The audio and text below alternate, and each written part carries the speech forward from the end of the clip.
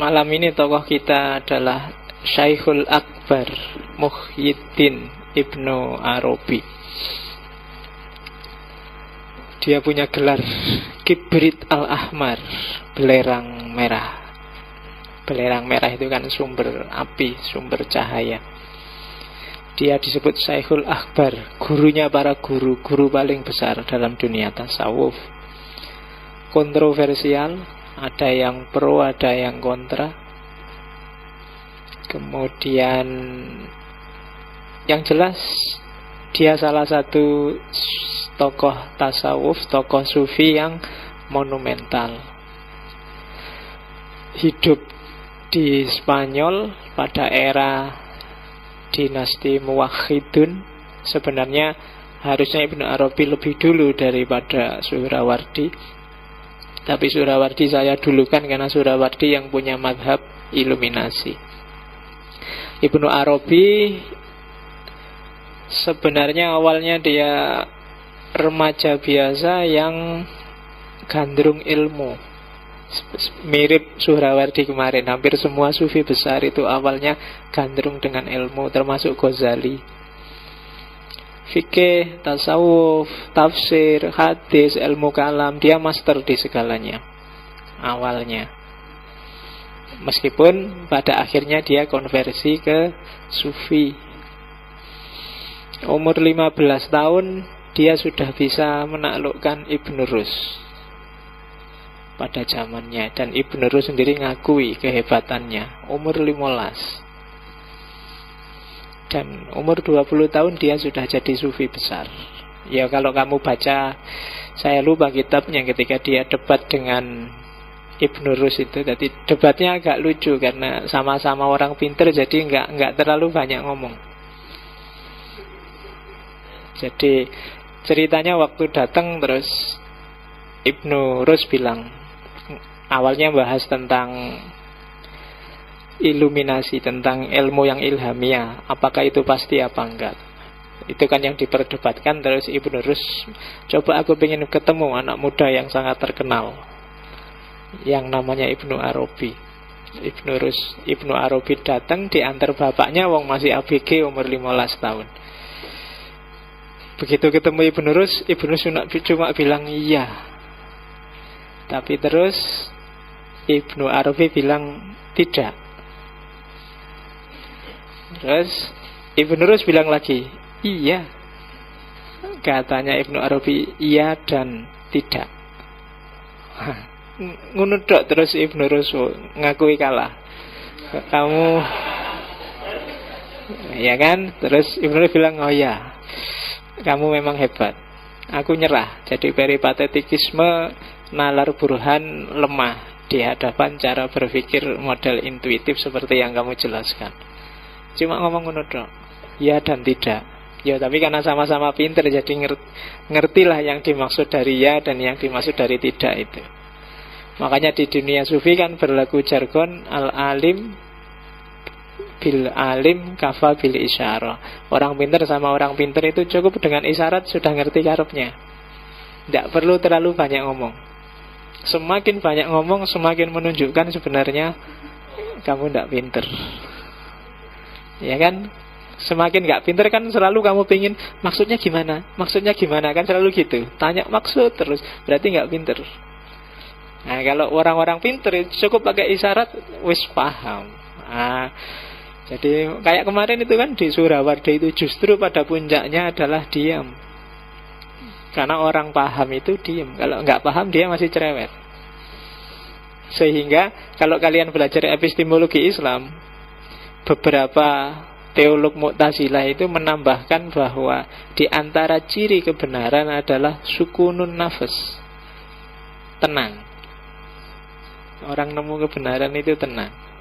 Ndak. Kok masih ganjel ya? Itu berarti belum ketemu. Dan kalau masih ganjel biasanya masih rewel, masih perlu diskusi, perlu debat, perlu nyari-nyari. Tapi begitu ketemu kebenaran biasanya masih tenang. Apalagi nyalah-nyalahkan orang lain, itu biasanya masih sangat jauh dari kebenaran. Karena pasti orang yang nyalah-nyalahkan orang lain itu ingin menunjukkan bahwa aku benar. Sebenarnya itu pembuktian terbalik kayak KPK itu kan. Jadi untuk menunjukkan aku benar harus ditunjukkan orang lain salah. Kan gitu caranya.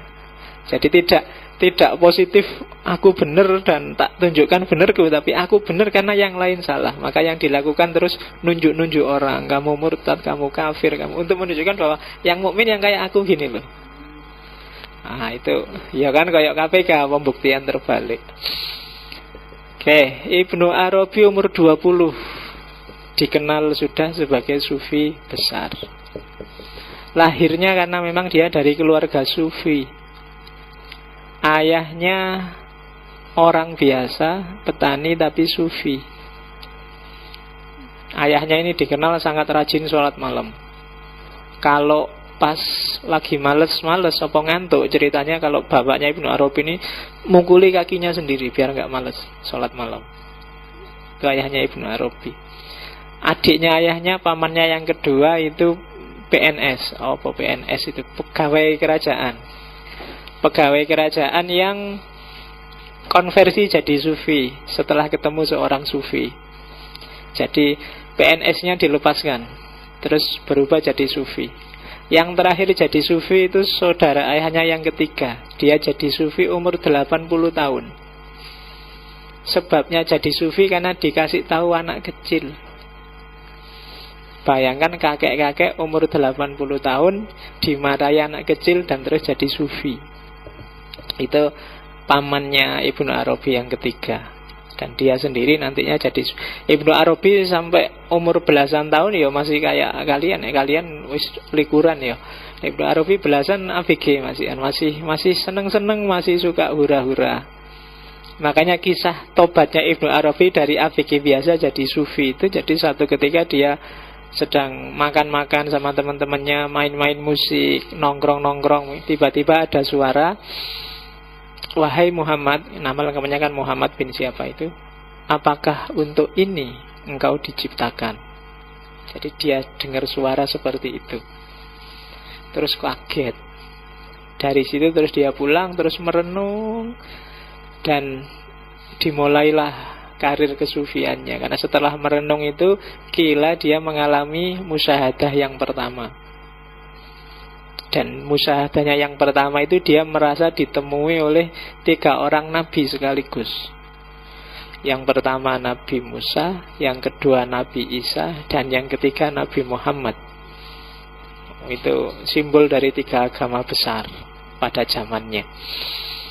Setelah itu hidupnya berubah drastis dari anak muda yang biasa-biasa terus jadi seorang sufi besar.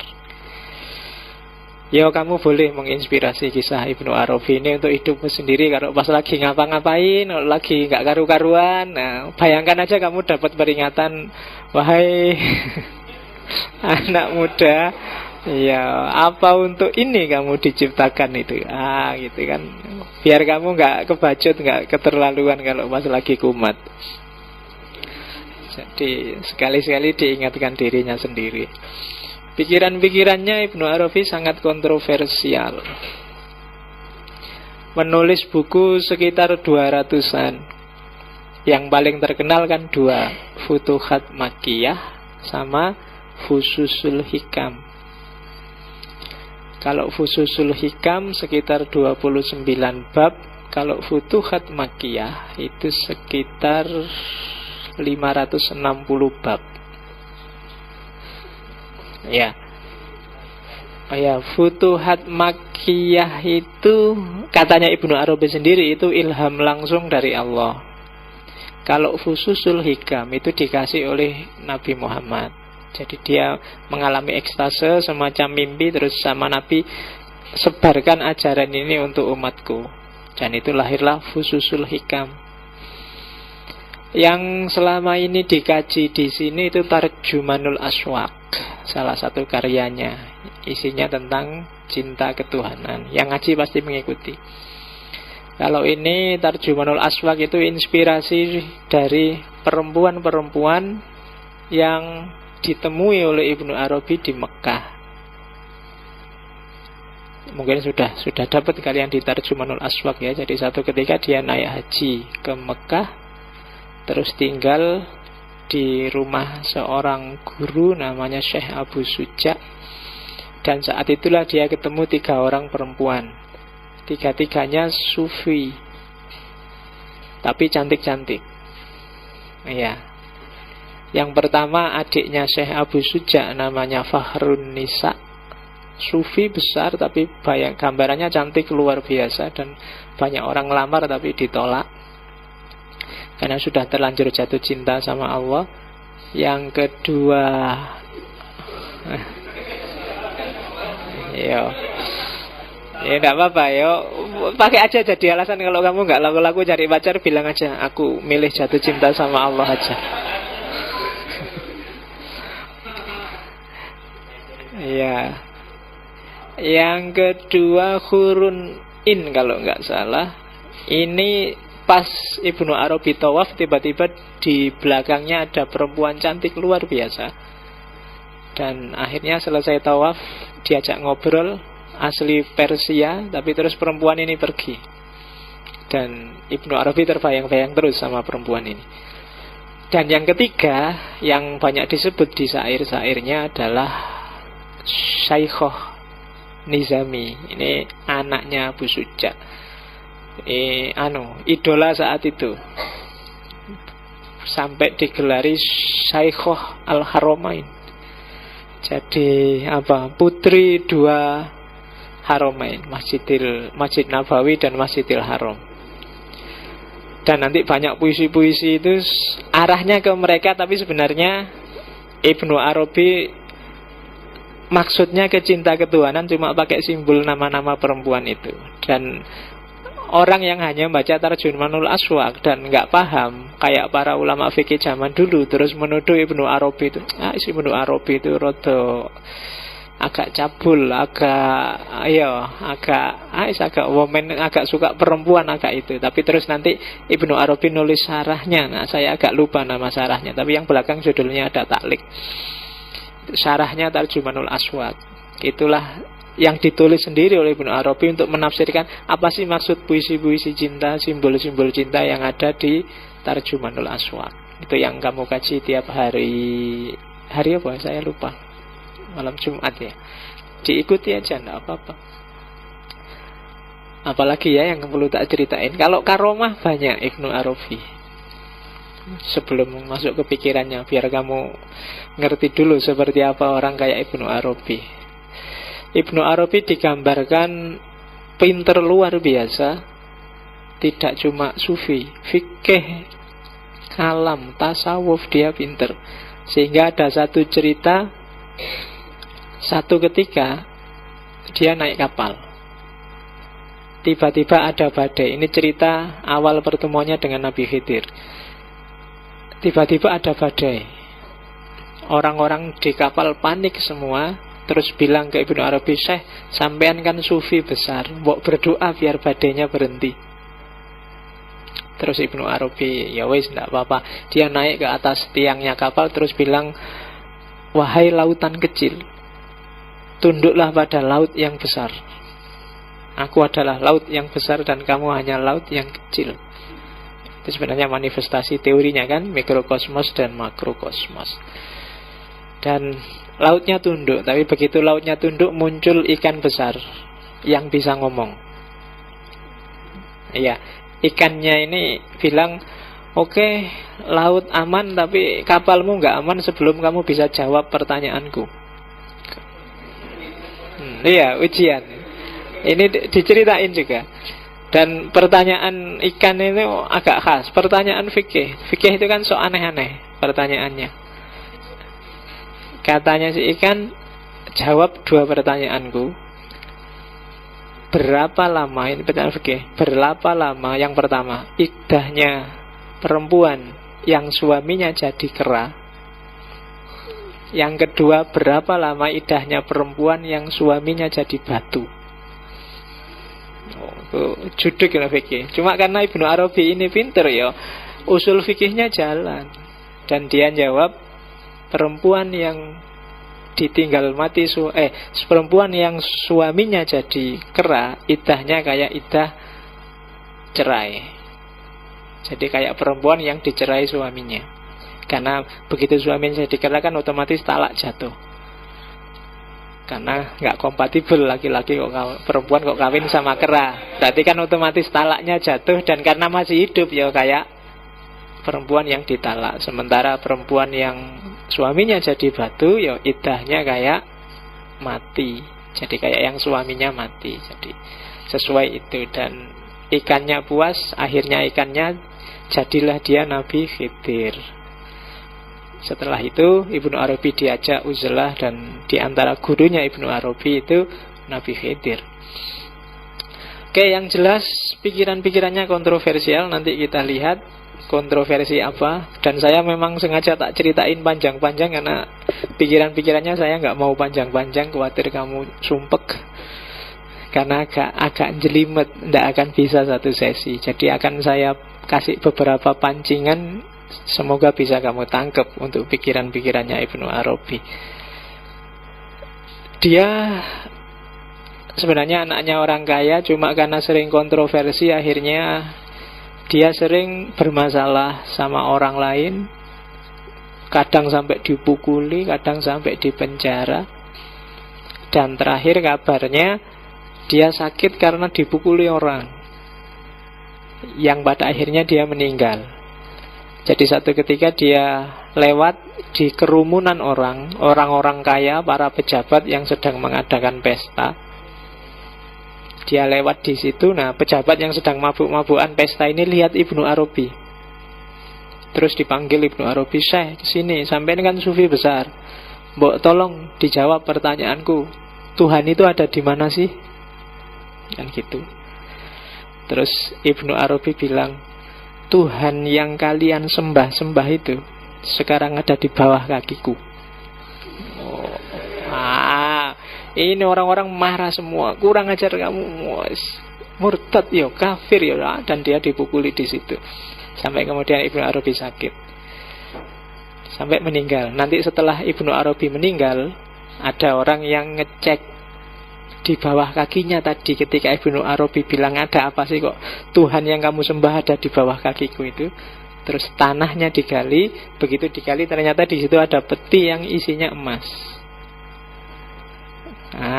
Ya maksudnya para pejabat dan para orang-orang mabuk-mabuk itu kan sembahannya kan harta. Yang dia dewa-dewakan kan kekayaan. Maka Ibnu Arabi bilang, Tuhanmu itu ada di bawah kakiku. Karena di bawah kakinya Ibnu Arabi ada harta, ada emas. Oke, cuma yang gak paham terus, wah kurang ajar kamu murtad, dianggapnya Tuhan kamu injek-injek. Maksudnya bukan itu. Oke, jadi itu bisa kamu pakai. Misalnya kamu suka jabatan, suka duit, suka karena saya suka duit, maka ku pertuhankan duit. Tuhan yang ku sembah-sembah sekarang ku dudukin. Karena dompetnya tak taruh di bawah sini. Oke, ya kan Tuhanmu duit, hari ini Tuhanmu BBM yang murah. Jadi kamu dewa-dewakan itu hari ini. Itu kalau ada Ibnu Arabi kamu diketawain. Oke, bismillah. Itu nama lengkapnya, Abu Abdillah Muhammad bin Ali bin Muhammad bin Arabi At-Ta'i. Ta'i itu nama suku, Hatimi nama tempat. Lahirnya di Mursia, Andalusia. Gelarnya Muhyiddin, orang yang menghidupkan agama. Itu tak sebut satu guru-gurunya, guru sufinya saja itu ada 55 orang. Sufi besar.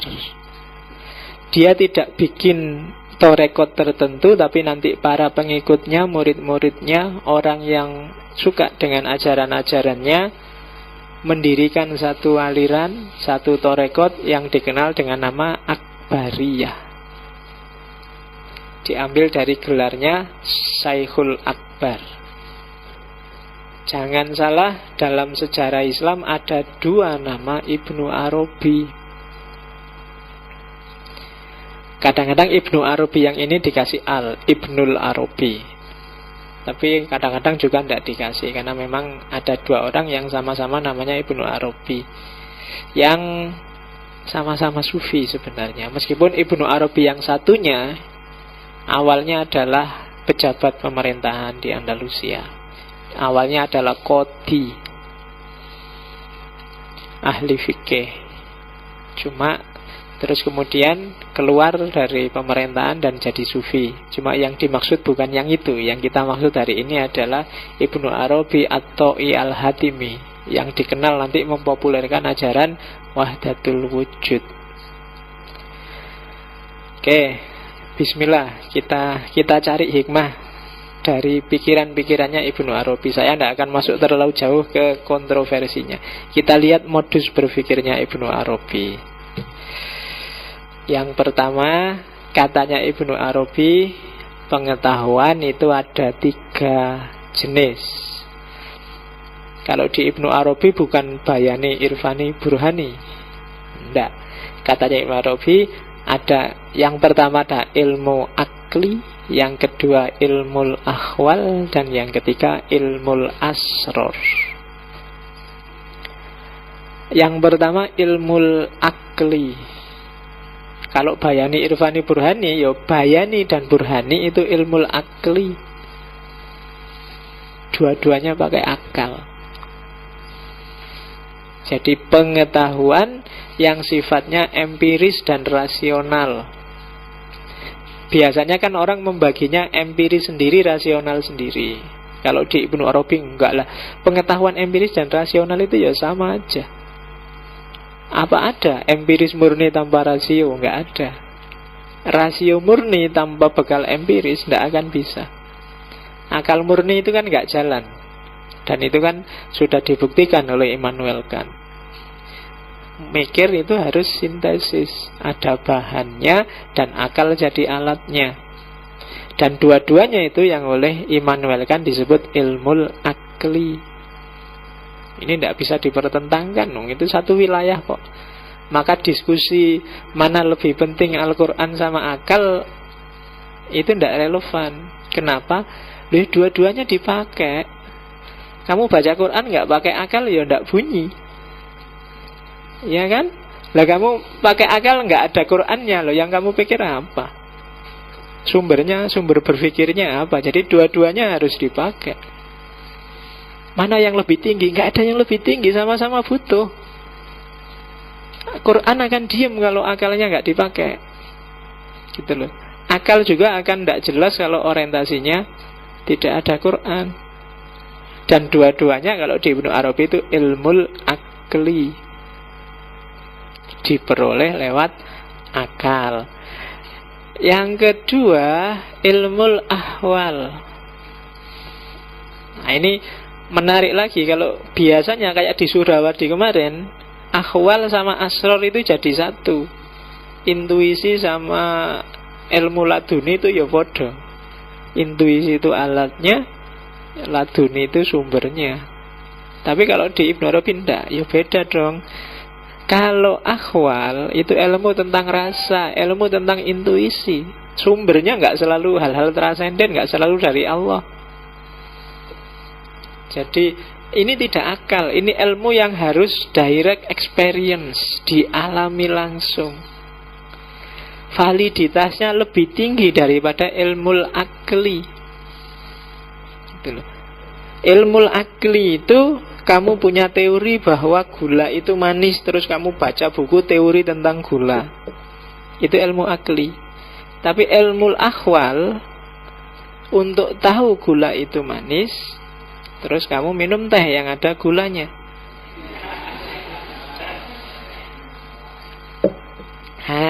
Rasanya manis ya. Nah, ini ilmu ahwal. Aku ngerti dewe wong tak minum sendiri.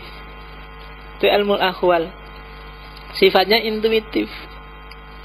Kamu kan belum naik haji, maka pengetahuanmu tentang Mekah, tentang Madinah itu ilmu akli. Tapi mereka yang sudah nyampe sana itu ilmu ahwal. Sudah ngalami sendiri, sudah mengalami penyaksian batin, sudah merasakan. Validitasnya di atas ilmu akli. Apa sih cinta itu? Terus kamu baca buku tentang cinta, nyari puisi-puisi tentang cinta. Itu ilmu akli. Kalau pingin naik kelas ilmu akhwal, pacaran saja. Kamu akan ngerti, oh kayak gini tuh jatuh cinta itu. Nah, derajatnya lebih tinggi. Kalau ilmu akli kamu bisa nulis puluhan buku tentang cinta, tentang macam-macam yang ada hubungannya dengan kasih sayang. Tapi mereka yang ngalami langsung itu lebih direct experience. Validitasnya lebih tinggi. Demo itu dahsyat loh Pak, luar biasa gairahnya. Kamu yang nggak demo nggak ngerti enaknya, makanya kamu nggak mau demo. Mereka yang demo yang ngerti. Ya meskipun kamu kok di mana sih Pak enaknya demo, wong dikejar-kejar, dilempari dianu. Ya tanya mereka yang ngalami. Kayak gimana sih rasanya demo itu, dan penjelasan mereka lebih valid. Mereka ngalami langsung. Coba kamu tanya besok wawancara, apa enaknya demo? Kan itu. Kalau bagi kamu yang nggak demo kan, tiwas capek, golek susah. Nah, mesti gitu. Mungkin mereka punya argumentasi sendiri yang beda dengan kalian. Kamu yang sudah ngerti dikit-dikit tentang filsafat, sudah ngalami filsafat, kan kesanmu tentang filsafat beda dengan yang nggak ngerti filsafat. Nah, ya nggak ngerti filsafat, filsafat kurang kerjaan, kurang gawean, mikir gampang-gampang dibikin susah, kan gitu kesannya orang. Tapi kamu yang ngerti filsafat kan nggak gitu.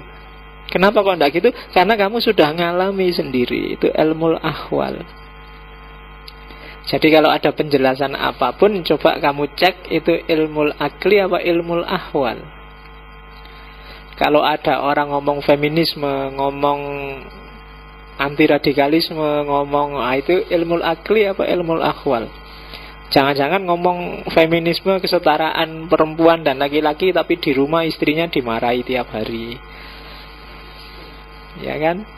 Kalau ada apa-apa, pantas perempuan, memang gitu caranya. Cuma begitu di kelas ngomongnya feminis. Nah, itu berarti ilmu akli, bukan ilmu ahwal.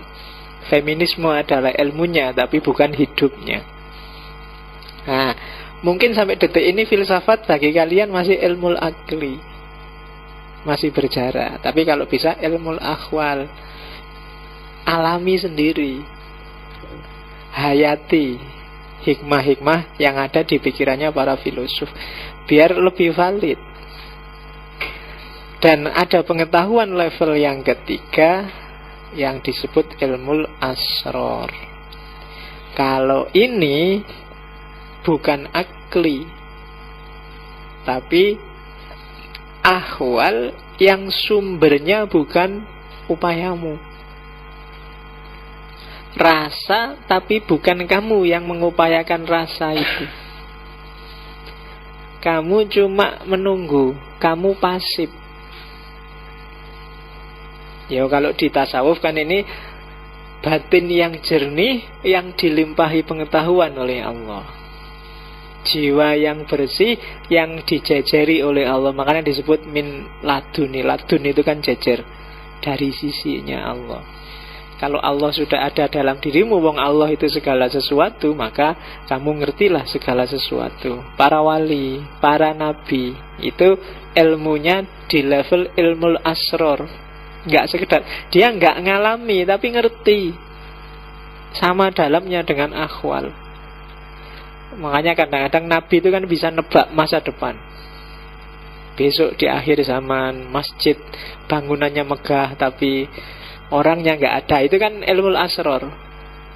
Kayak Nabi waktu habis Isra Mi'raj diuji sama kafir Quraisy Mekah, ditanya, "Allah, dari mana kamu? Wong tadi malam masih di sini kok ngakunya dari Masjidil Aqsa," misalnya.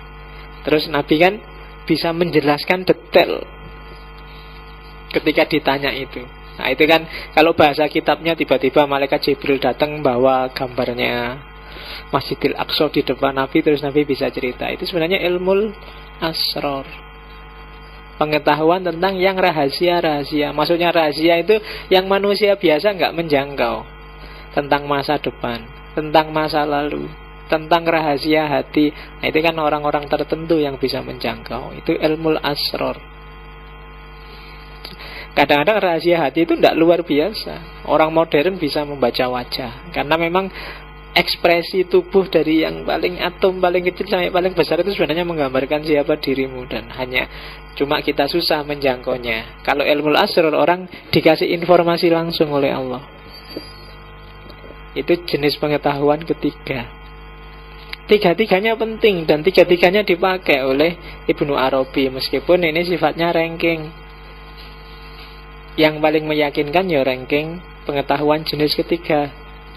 Di bawah itu pengetahuan jenis kedua, dan di bawah itu pengetahuan jenis pertama. Oke, pengetahuan jenis pertama kamu peroleh keluar, dalam arti kamu cari kebenaran di luar dirimu. Kalau pengetahuan jenis kedua, kamu melihatnya ke dalam. Kalau bahasanya Mehdi H.I. Riyasdi, itu pengetahuan swa objek. Karena untuk tahu kan kamu ngecek dirimu. Tadi saya minum teh untuk ngerti bahwa teh itu manis, kan saya nggak tanya ke sana, tapi saya ngecek ke dalam. Jadi objek pengetahuannya aku, yang mengetahui juga aku. Sehingga itulah disebut pengetahuan swa objek. Saya ini cinta apa enggak ya? Itu kan ke dalam, urusan rasa. Ini sebenarnya cinta apa sekedar iseng, apa ini nafsu, kan saya ke dalam. Pengetahuan tentang rasa itu ke dalam, swa objek. Nah, ada lagi jenis ketiga. Kalau ketiga itu juga ke dalam, tapi sumber pengetahuan bukan dirimu lagi, tapi dari luar dirimu. Itu tiga pendekatan. Dan ini kadang-kadang di level tertentu tidak cuma para wali atau nabi yang mendapatkan ilmu asrar. Mungkin di titik tertentu kamu bisa dapat ilmu asrar itu, karena Allah itu maha penyayang. Sehingga kadang-kadang kan kamu ada masalah, solusinya gimana ya, tiba-tiba muncul ide di kepalamu tanpa kamu usahakan. Itu termasuk golongan ilmu asrar. Atau tiba-tiba kamu mimpi yang jadi solusi, itu ilmu asrar. Jangan salah, kalau di Ibnu Arabi, mimpi itu juga termasuk sumber pengetahuan. Dan Ibnu Arabi sering sekali mengalami ekstase melalui mimpi. Ibnu Arabi seorang sufi yang dikenal paling mudah untuk ekstase, paling mudah untuk kasyaf. Kalau orang sufi yang lain kan perlu riyadhah, mujahadah, baru kasyaf. Tapi kalau Ibnu Arabi bisa anytime. Bisa ngobrol-ngobrol gini tiba-tiba trance, kayak orang gak sadar. Itu Ibnu Arabi. Bisa tidur biasa tiba-tiba kasyaf, tiba-tiba. Itu istimewanya Ibnu Arabi. Meskipun bagi yang gak percaya itu jangan-jangan dia punya penyakit apa gitu.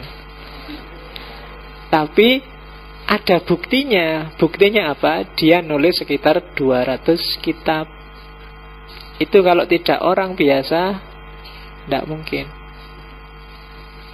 Ada satu kitab, saya lupa judulnya, Khilyatul apa gitu. Itu cuma ditulis 1 jam. Karena begitu dia mengalami kasyaf, ilmu asrar terbuka, begitu dia megang pena dan nggak berhenti tangannya selama 1 jam. Lahirlah sayangnya saya lupa judul kitabnya, di antara 200 itu. Jadi katanya Ibnu Arabi, kalau sudah megang pena dan mengalami kasyaf, dia tidak akan bisa berhenti. Enak kan? Begitu kamu pengen nulis skripsi,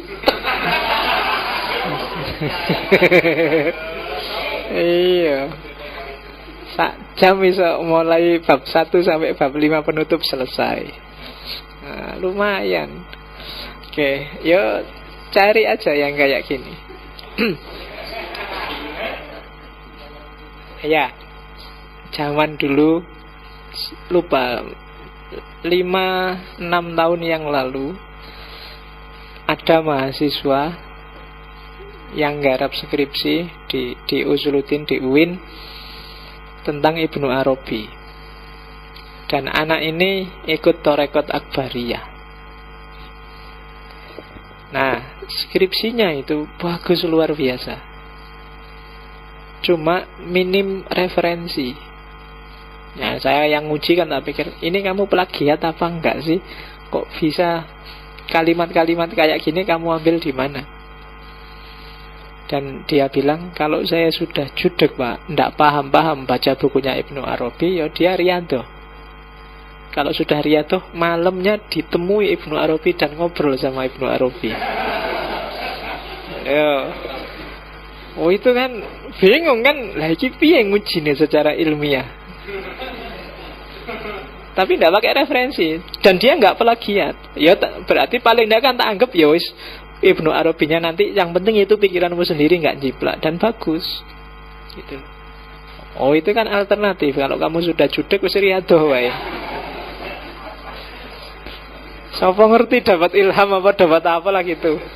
Lumayan. Loh, dan benar itu, jadi saya lupa tahun berapa itu ya. Dan memang bagus sekali. Ya meskipun dosen yang lain nggak percaya tadi, situ. Tapi memang dia ikut rekod.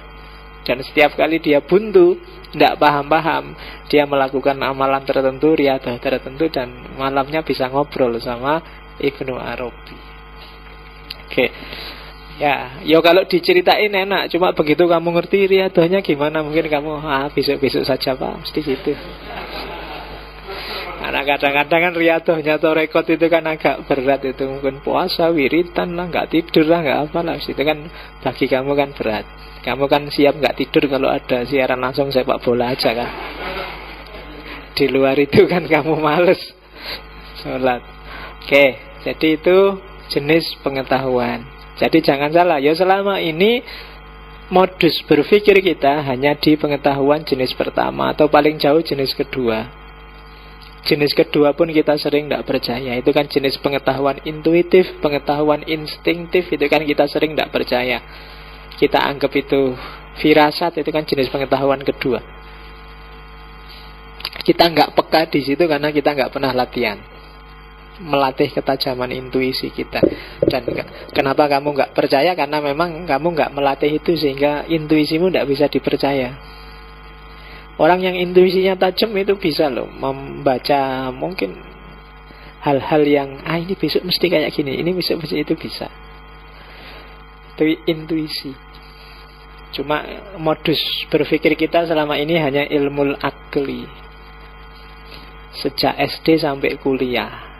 Dan di luar itu kan nggak diakuin cara berpikir ilmu akli yang oleh Barat sudah dikritik habis-habisan karena polanya agak positivistik. Oke, itu modus pengetahuan. Ini yang paling terkenal. Sebelum ngomong wahdatul wujud, itu tadi epistemologinya, sekarang ontologinya.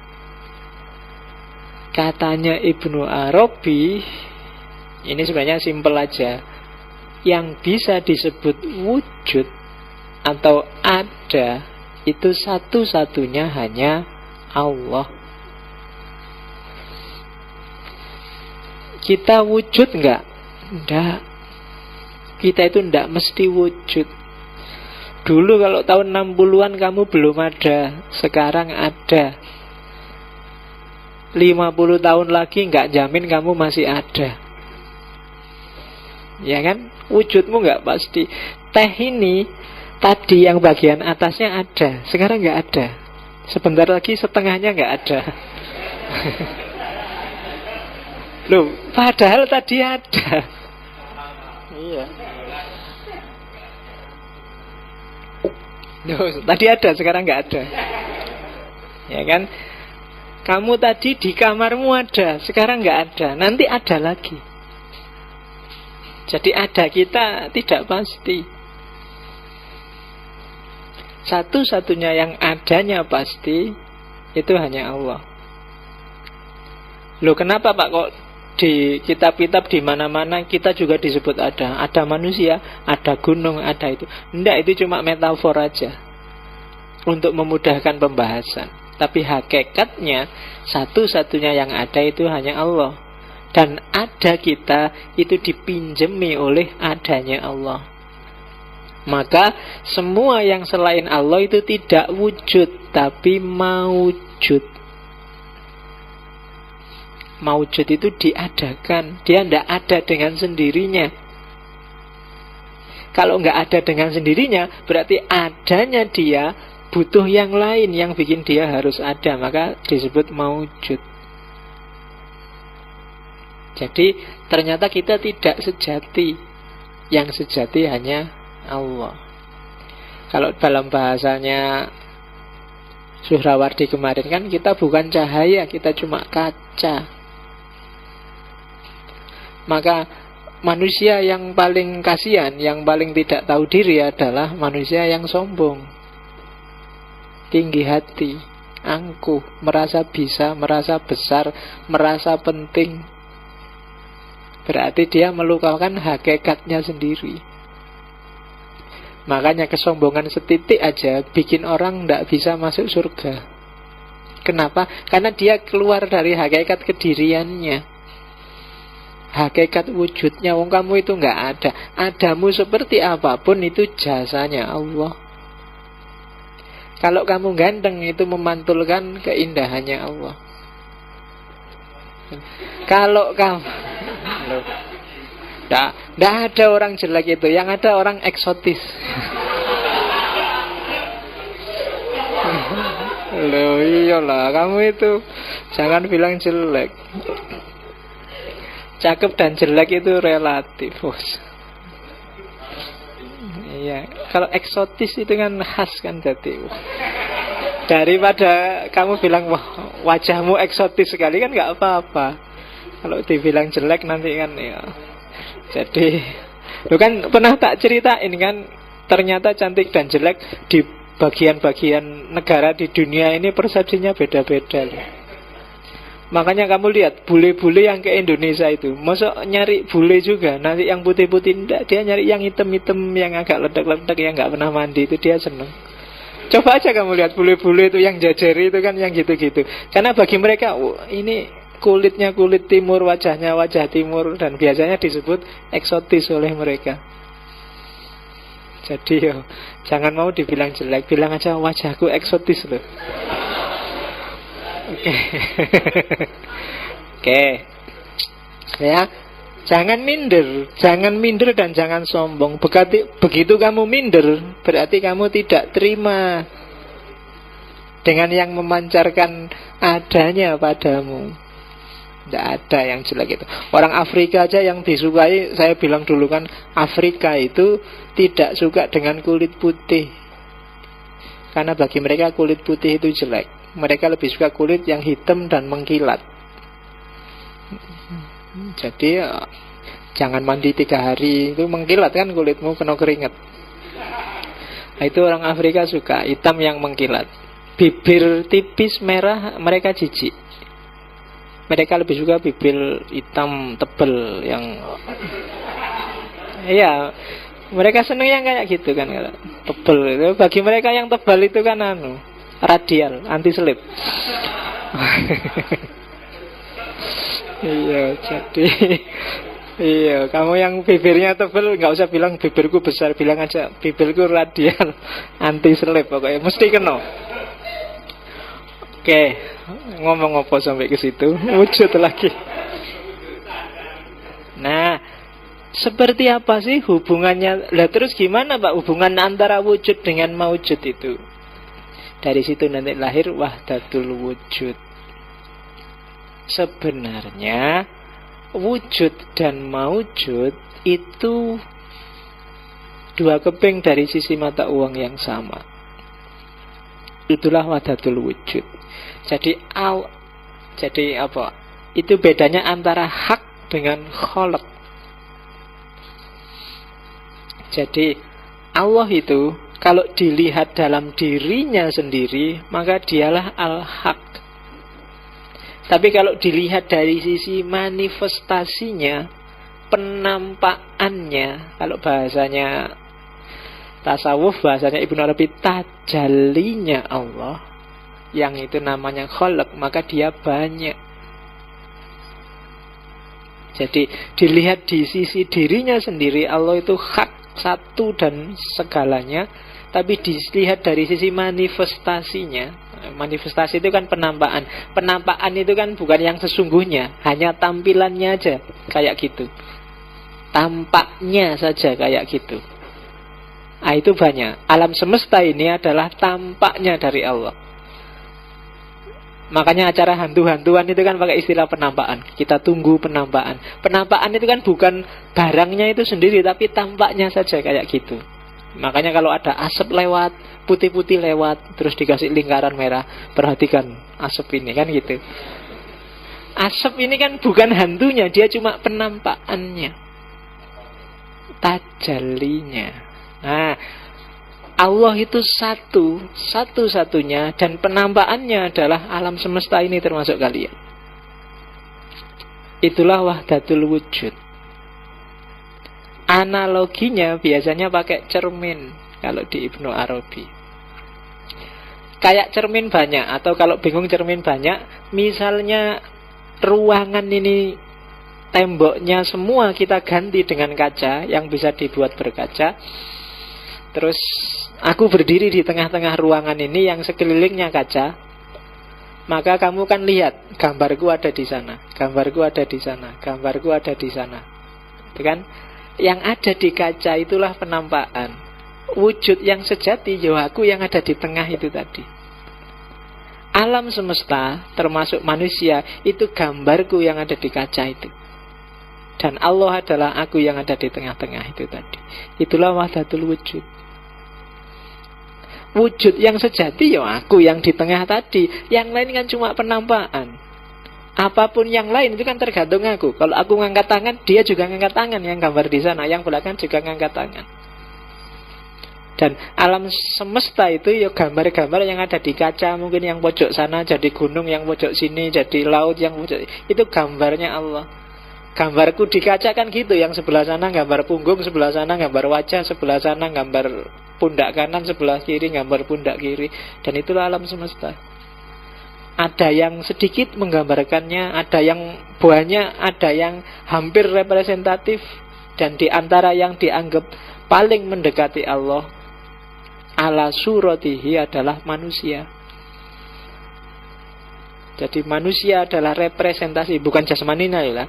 Nanti kalau jasmaninya kamu berarti Allah itu kayak gini, enggak. Tapi ruhaniyahnya, dimensi ruhnya manusia adalah manifestasi paling sempurna dari wujud Allah. Makanya innallaha khalaqa Adam ala suratihi. Oke. Itulah gambarannya wahdatul wujud. Jadi semuanya wujud, semuanya Allah, semuanya wahdah. Jadi satu. Ya. Jadi al-haq sama al-khalaq itu dua keping dari sisi mata uang. Intinya ya hak, intinya ya wujud. Yang lain itu maujud. Dia ada sesuai dengan yang wujud tadi. Karena gambar di kaca itu sesuai dengan apapun yang dilakukan oleh yang berkaca. Itulah yang disebut wahdatul wujud. Agak beda dengan hulul, dengan itihad, dengan Surawardi kemarin.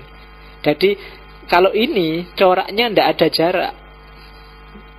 Allah sama makhluk itu ya wajah dari realitas yang sama. Hanya yang satu sejati, yang satu adalah akibat. Yang satu sebab, yang satu akibat.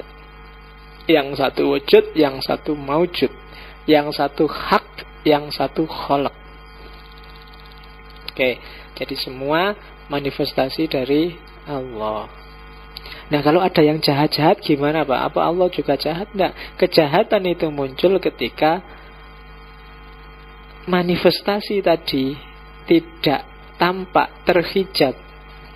Jadi tidak bergaya, tidak berprofil seperti adanya, tidak sesuai proporsinya. Kejahatan itu kan ketika sesuatu tidak proporsional, tidak pada tempatnya. Ya kan? Hubungan laki-laki perempuan itu indah, tapi ketika tidak pada porsi dan proporsinya dia jadi jahat. Ya kan? Bunuh itu kalau pas porsi dan proporsinya dia indah. Agak susah membayangkan bunuh. Ada di konteks tertentu bunuh itu indah. Pembunuhan itu indah, bahkan disaksikan oleh banyak orang. Misalnya waktu korban. Loh ya kan? Korban itu kan kamu pembantaian besar-besaran terhadap sapi dan kambing. Tapi kan tidak terasa jahat, terasa indah. Karena apa? Porsi dan proporsinya pas.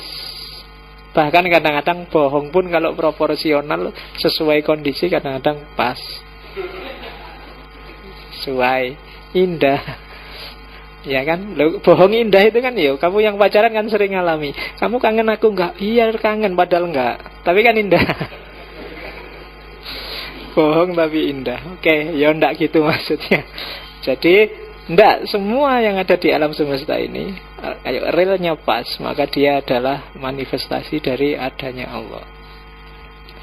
Oke. Nanti ini membawa implikasi panjang. Misalnya, gimana Pak kalau terus ada orang bilang berarti tidak salah orang Kristen dong. Ketika orang Kristen bilang Isa, Yesus itu Tuhan, kan semuanya juga Tuhan, gambarannya Tuhan. Kan gitu. Kalau pakai Ibnu Arabi, iya benar Yesus itu Tuhan, tapi tidak bisa dibalik kalimatnya. Tidak bisa Tuhan itu Yesus. Jadi Yesus itu Tuhan ya karena memang dia salah satu tajalli manifestasi Tuhan. Sebagaimana kamu boleh bilang anak al-haq, tapi nggak bisa dibalik al-haq huwa ana. Kalau anak al-haq, aku bagian kecil dari al-haq yang luar biasa besar. Tapi nggak bisa dibalik karena ana adalah gambar yang ada di sana. Itu juga manifestasi Tuhan, tapi dia tidak Tuhan yang sejati. Yesus Tuhan iya, tapi tidak selalu Tuhan itu Yesus. Jadi cara berpikirnya seperti itu. Itu sehingga Islam datang meluruskan semuanya. Tidak kayak gitu. Biarkan Allah yang sejati itu apa adanya. Yang lain itu kholak. Meskipun ada entitas ketuhanan di dalam masing-masing itu. Dan posisikan setiap entitas ketuhanan sesuai porsi dan peranannya masing-masing, biar dia bisa menggambarkan dirinya sebagaimana gambarnya Tuhan. Dan manusia yang bisa memerankan dirinya secara pas sebagaimana surahnya Tuhan, itu nanti yang di Ibnu Arabi disebut insan kamil. Nanti di belakang ada penjelasannya. Oke, nah sekarang kita lihat Allah sendiri.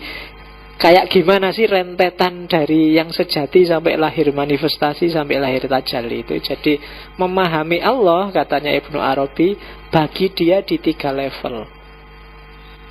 Allah tidak ujuk-ujuk dia sendiri terus misah dengan mana. Tidak, Allah itu dia punya 3 martabat.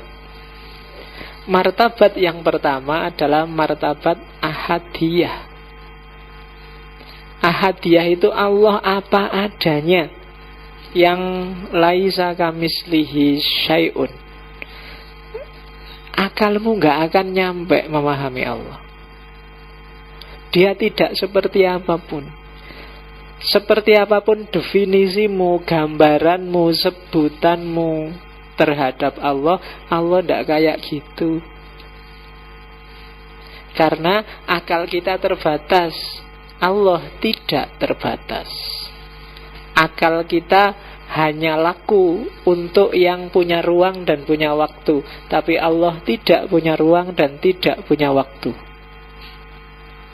Ya kan? Akalmu itu kan tidak berdaya. Kalau di luar ruang, di luar waktu sudah nggak nyampe sudah. Yang tidak terbatas saja akalmu sudah nggak nyampe.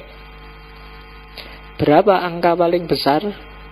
Nggak akan nyampe pikirmu. Berapa ya angka paling besar itu ya? Selalu ada yang di atasnya. Atau berapa angka paling kecil nggak? Selalu ada yang di atasnya. Ukuran paling besar adalah nggak nyampe. Jarak paling jauh itu berapa? Nggak nyampe. Karena akal kita hanya bisa untuk yang terbatas. Karena dia sendiri sifatnya terbatas. Yang tidak ada ruang, tidak ada waktu, akal juga nggak nyampe. Sebelum Allah menciptakan segala sesuatu, kalau pakai sebelum itu kan berarti sudah ada waktu. Akal kita nggak nyampe loh. Iya ya, sebelum Allah menciptakan. Sebelum itu kan berarti sudah waktu. Padahal waktu itu ada ketika alam semesta ada, dan perputarannya itulah yang melahirkan kemarin, besok, nanti. Nah sebelum itu gimana? Itu kan nggak nyampe akalmu. Jadi akal yang kamu dewa-dewakan itu sebenarnya batasnya banyak. Cuma kamu aja yang nggak sadar. Cari buku yang judulnya Batas Nalar. Itu versi positivistik di mana nalar itu terbatas. Tapi kalau versi religiusnya nanti seperti ini. Oke. Nah, karena Tuhan itu tidak bisa dinamai, tidak bisa dijangkau, tidak bisa dijelaskan, tidak bisa diakses oleh pikiran, satu-satunya jalan untuk memahami Tuhan di level ahadiyah itu nanti yang disebut teologi negatif. Selalu harus kamu negasikan apapun temuanmu, apapun pikiranmu, apapun definisimu, penjelasanmu tentang Tuhan. Tuhan pasti tidak seperti itu. Itulah nanti yang disebut teologi negatif. Negasikan semua, karena Tuhan ada di balik itu semua. Pikiranmu gak akan nyampe, penjelasanmu gak akan menjelaskan yang sesungguhnya. Jadi itu level yang pertama. Ada level yang kedua, yaitu level wahidiyah. Level wahidiyah ini ketika Tuhan memperkenalkan dirinya pada manusia, memperkenalkan ingin dikenal, maka dia menciptakan makhluk dan dia menunjukkan dirinya. Aku itu kayak gini loh. Itu yang disebut ta'ayun. Ta'ayun itu mendefinitifkan, menunjukkan aku itu. Kamu kan gak nyampe kalau memahami aku, tak jelasin aja, aku itu kayak gini loh. Nah, itu level wahidiyah, level asma wa sifat. Aku itu penyayang, oh penyayang. Aku itu maha kuasa, aku itu adil. Aku itu kan Allah sendiri yang mendefinitifkan dirinya. Nah, ini sudah level selanjutnya dari ahadiyah, namanya wahidiyah. Asmaul Husna yang 99 itu level wahidiyah. Ini ya masih Allah, cuma Allah yang mendefinisikan dirinya sendiri. Ke level wahidiyah namanya. Apakah Allah itu penyayang seperti gambaranmu? Aslinya enggak, tapi dia penyayang. Buktinya apa? Dia menyayangi alam semesta. Dia adil kepada makhluknya. Maka ada yang bilang level wahidiyah itu adalah level perbuatannya Allah. Jadi ketika Allah melakukan sesuatu, dalam tanda petik ya, melakukan itu, dari situlah lahir wahidiyah. Level yang kedua, Allah yang Maha Esa, Allah yang Maha Kuasa, Allah yang Maha Pengatur. Pokoknya semua Maha yang kamu atributkan pada Allah, itu Allah di level wahidiyah. Kalau bahasanya Asy'ariyah ya level sifat. Dan kalau Ibnu Arabi mirip Mu'tazilah, bagi Ibnu Arabi ya sifat sama zat itu jadi satu. Nggak ada kok pisah-pisah. Kalau Asy'ariyah ya sifat sama zat itu dua hal yang berbeda. Oke, itu level kedua. Jadi itu yang disebut emanasi paling suci, Faidul Aqdas. Jadi limpahan Allah yang pertama itu dirinya sendiri, asma wa sifat. Baru yang ketiga namanya martabat level ketiga, tajalli syuhudi, yaitu manifestasi dari adanya Allah dengan adanya alam semesta ini. Tadi kan dibilang kamu, alam semesta, gunung, laut, dan semuanya itu kan sebenarnya adalah tajallinya Allah. Cuma tajalli yang ketiga, tajalli level ketiga. Karena Allah itu Maha Pencipta, untuk jadi Maha Pencipta kan harus ada ciptaannya. Maka lahirlah tajalli ketiga, ciptaannya. Karena Allah itu penyayang, kan harus ada yang disayangi. Karena Allah itu adil, kan harus ada yang diadili. Karena Allah itu sabar, sabar kepada siapa? Harus ada yang disabari. Dari situlah lahir alam semesta. level Allah yang ketiga, tajalli syuhudi. Syuhudi, kalau ini tajalli yang sudah tampak, yang bisa dilihat. Ya termasuk kamu, termasuk alam semesta yang bisa diakses oleh panca indramu, bahkan termasuk jin, setan, dan kawan-kawan. Baik kawan-kawanmu maupun kawan-kawannya setan. Ya. Ternyata ketemunya sama. Lo kok kawan-kawanku dan kawannya setan kok podo wae. Yaitu tajalli syuhudi. Jadi penampakannya Allah di level yang ketiga. Jadi tadi Allah itu tidak terjangkau oleh siapapun, tapi terus mendefinitifkan dirinya untuk bisa dikenali. Kuntu kanzan mahfiyan, aku adalah khazanah tersembunyi. Fa'ahbabtu an u'rofa, aku pingin dikenal. Fa'kholaktul kholqa, maka aku ciptakan makhluk. Fabi arofuni, maka kemudian karena aku mereka bisa kenal aku sendiri. Jadi itu sebenarnya Allah sendiri yang ingin dikenal, dan dia mendefinitifkan dirinya, mendefinisikan dirinya di level kedua. Maka lahirlah nama Allah, lahirlah Ar-Rahman, lahirlah Ar-Rahim, lahirlah itu sebenarnya ya Allah sendiri. Cuma Allah yang bertajalli dalam asma dan sifatnya. Dan pada akhirnya tajalli limpahan yang kedua ini melahirkan limpahan yang ketiga, tajalli syuhudi. Ya gampangannya kayak tak jelasin tadi. Allah itu khalik, maka makhluknya apa kemudian? Allah itu penyayang, yang disayangi apa dan siapa? Allah itu maha bijaksana, bijaksana pada apa dan siapa? Maka otomatis lahir limpahan yang ketiga, tajalli syuhudi. Level-level ini yang orang susah paham. Jadi meskipun dia wahdatul wujud, tapi ada satu titik di mana Allah yang sejati itu ya beda sama sekali dengan makhluk yang syuhudi, yang tampak, yang material. Dia bagian dari Allah tapi bukan Allah. Sehingga ketika orang menuduh Ibnu Arabi panteis, panteis itu kan segalanya Tuhan. Kalau dalam Ibnu Arabi mungkin tidak pas disebut segalanya Tuhan, tapi segalanya adalah bagian dari Tuhan. Nah itu jawabannya. Kalau dalam filsafat agama mungkin yang lebih pas menyebutnya bukan panteis tapi panenteis. Dan Ibnu Arabi ini nanti yang diwarisi antara lain oleh para sufi Nusantara awal, khususnya di Sumatera, seperti Hamzah Fansuri dan kawan-kawan. Kalau yang di Jawa, sufi yang agak monumental ya Al-Halaj, diwarisi oleh Syekh Siti Jenar. Ada Jalaluddin Rumi dan Samsud Tabriz yang nanti diwarisi oleh Sunan Kalijogo.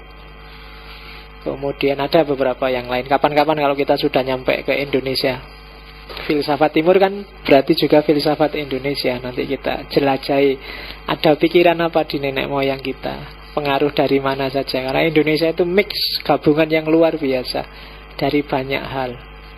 Karena orang Indonesia apalagi Jawa itu kan khas, semua tradisi, semua budaya, semua pikiran bisa masuk. Kadang-kadang yang punya pikiran sendiri sampai bingung.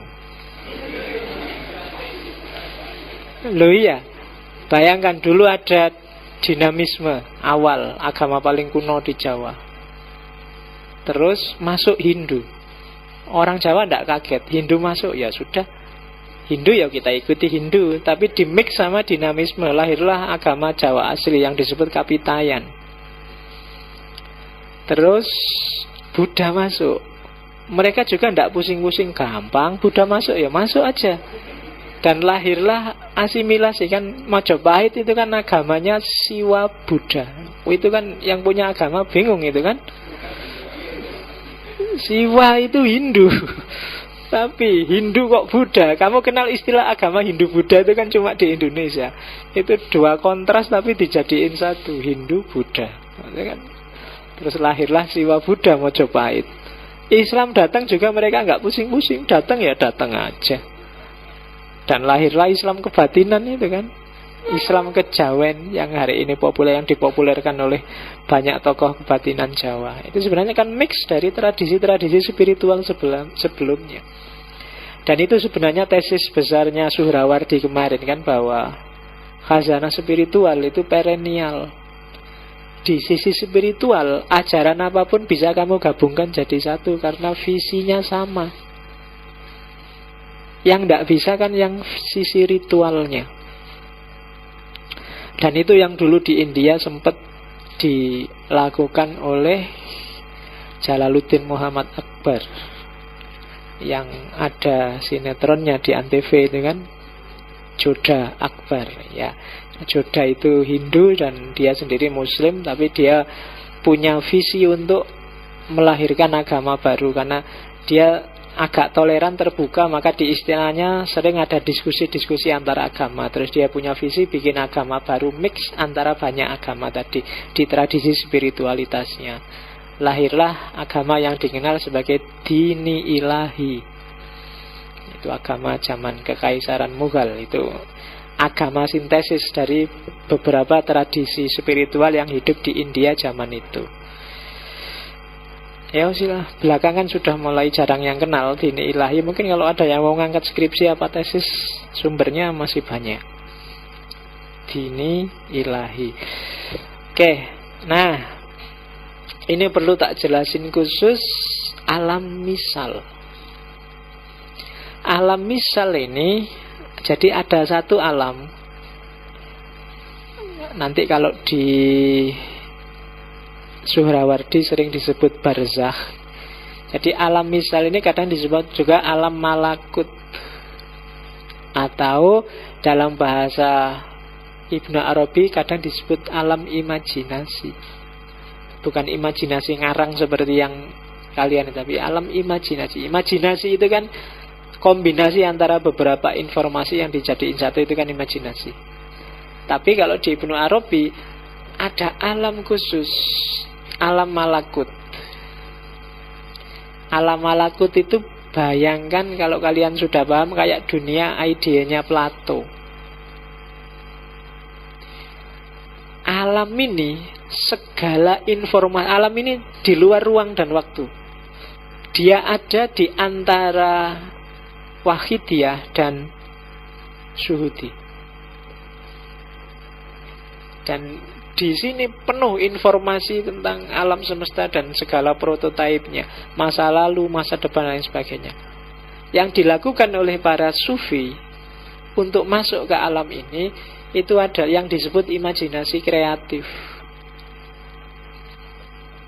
Ya nanti medianya ya pakai riadoh itu tadi. Dan yang bisa mengakses alam ini kan para sufi, para wali, dan yang sejenis itu. Itu disebut alam misal.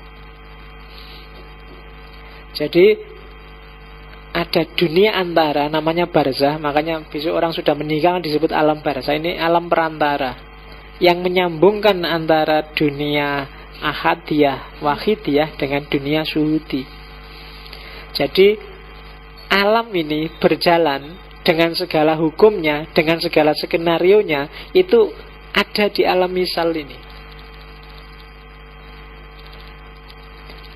Dan yang mencahayai alam misal itu nanti satu dunia, satu hal yang oleh Ibnu Arabi disebut hakikat Muhammadiyah atau Nur Muhammad.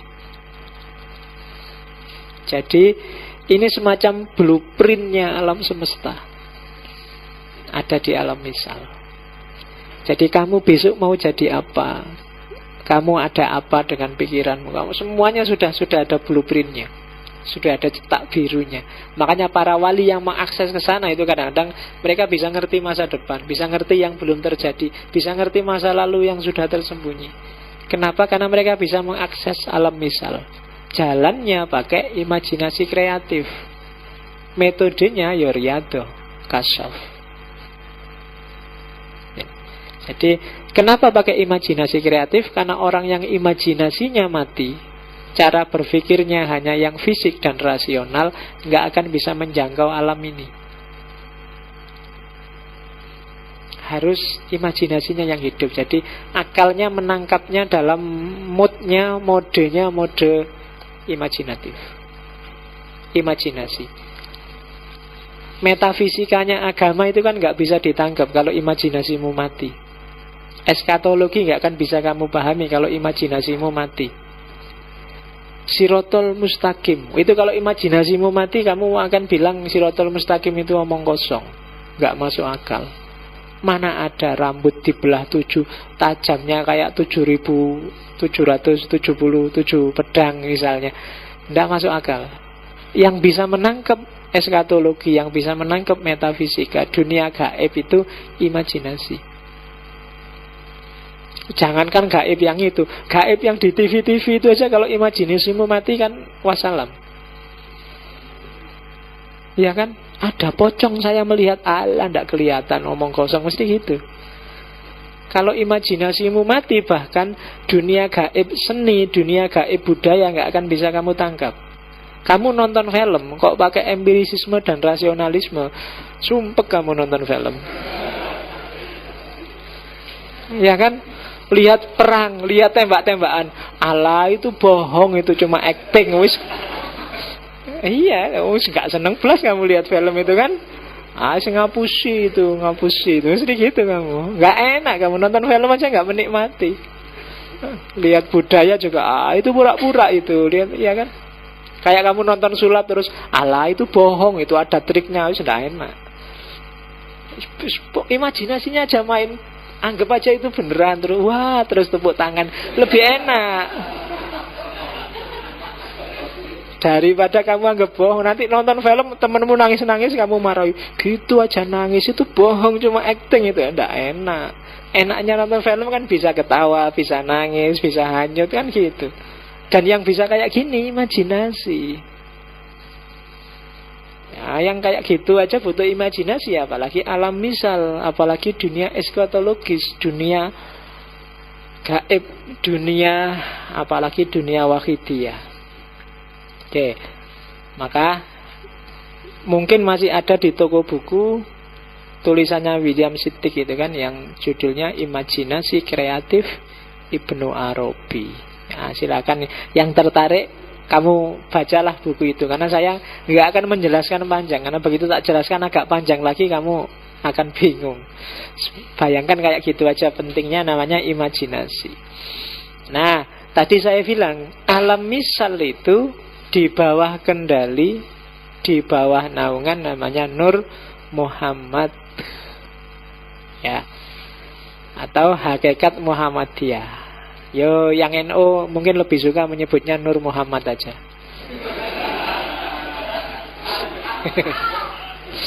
Ya, karena ada NU-nya, NUR Muhammad. Sementara yang Muhammadiyah lebih enak nyebut yang hakikat Muhammadiyah. Oke, jadi biar nggak gegeran, jadi sama Ibnu Arabi disediain langsung dua istilah. Jadi Nur Muhammad ini adalah limpahan cahaya Allah yang pertama-tama, yang dia jadi prototipenya alam semesta.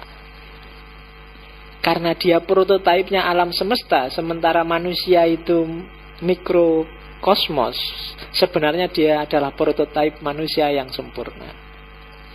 Jadi manusia sempurna itu adalah manusia yang saya bilang tadi menerjemahkan kedirian Allah secara utuh, berarti dia juga adalah sosok yang bisa memanifestasikan hakikat Muhammadiyah, Nur Muhammad.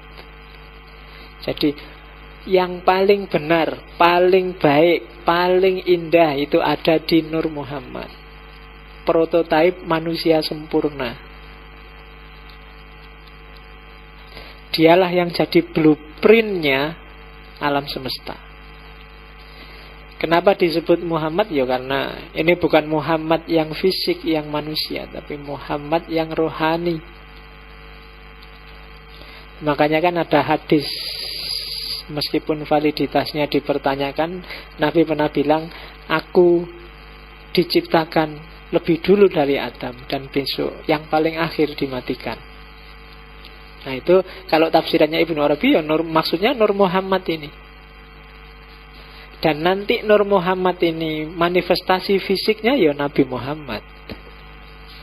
Tapi di luar Nabi Muhammad yang kita jadikan panutan itu, sebenarnya hakikatnya Muhammad itu adalah prototipe alam semesta, insan kamil.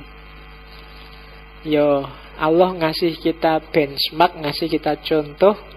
Muhammad Rasulullah itulah yang bisa kita tiru secara langsung. Jadi Adam mewarisi Nur Muhammad, Nuh mewarisi Nur Muhammad, sesuai kondisi masyarakatnya masing-masing.